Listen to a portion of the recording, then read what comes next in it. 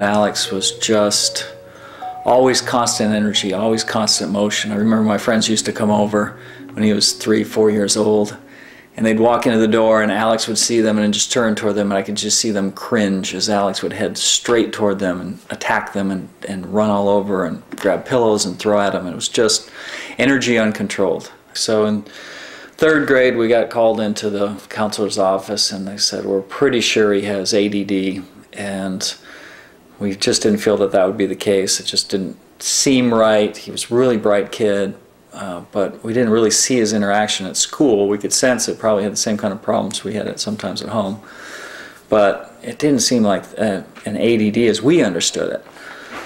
So in 4th grade, we powered through that, and through just discipline and disciplining him and making him do stuff he probably didn't really want to do.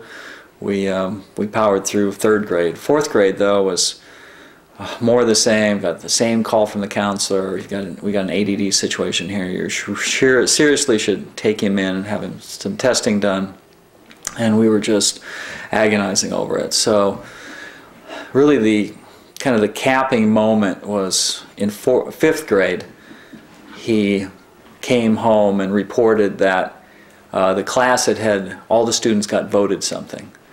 And he was happy to report that he had been voted class clown. And it just broke my heart. And I said, the kid has got much more potential than that. He's not the class clown. So that's when we took it seriously. We had talked to Dr. Fadigan a couple times in the past and earlier ahead of that, and I understood what he was saying, but I hadn't seen it in action yet. I said, it's time. We've got to do something. We've got to go through the evaluation. And that's when it began. That was the breaking point when we said we just got to spend the time, the energy, the money to do this the right way. As a parent, I wouldn't burden with my worst enemy. It is the worst feeling in the world to be that parent that has no idea what to do, disconnected, the school's not engaging the child is pulling away from school, probably from the family too, and that level of frustration is so profound that I can only deeply relate to the person that feels the same way that we did. And then there's this point of leap of faith. You know you got to do something, and what are you going to do? We are a family. I'm actually a scientist by training, so I could relate to the science of the brain, and I felt good about the science of the brain. I couldn't quite grasp how we were going to approach it and what these game-like programs were going to do and how it would make the differentiation, but I knew that I could have faith in the science and the progress that had been made in other fields around brain-based learning. So it was still a step of faith. But it was a faith that had a science basis, and I felt good about that. And if you've done your research as a parent and you realize that there's some quackery out there, but if you look at the underlying science, this stuff is real. And now that we've lived it ourselves, I can absolutely 100% guarantee it changed our family's life.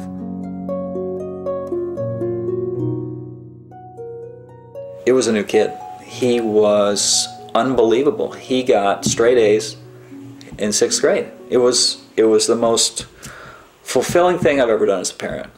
He had a little bit of struggle. It was interesting to kind of restart the struggle because he'd gone well through high school, but when he got into college, in his first year of college, the struggle kind of re-engaged. And we had to re-engage him on the Learn to Learn program. He had a goal to be in engineering. So the engineering class that they use as a filter is calculus. They use calculus to get rid of the kids that they don't think have an engineering-oriented mind. And it was starting to work on Alex. He failed the first calculus class, the first semester. And it was again, now all of a sudden his dreams of what he wanted to do in life were starting to slip again. And we were starting to see that same lack and loss of confidence.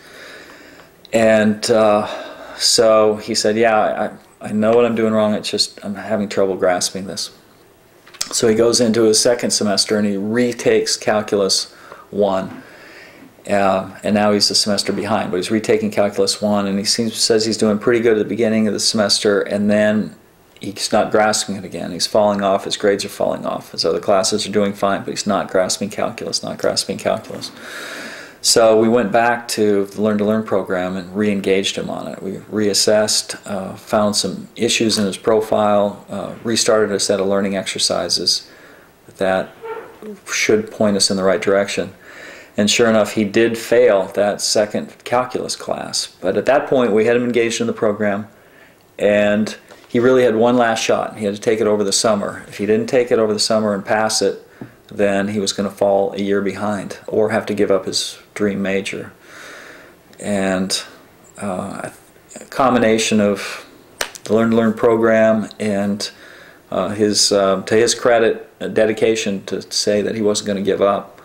And he passed that third calculus class. 3 is the charm, I guess, but he passed that third calculus class with a B-, but he got it.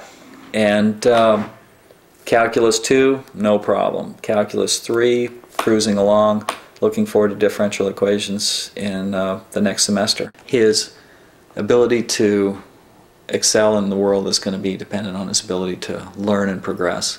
And he has a tremendous energy for that now. So he and I both know he is going to be very successful.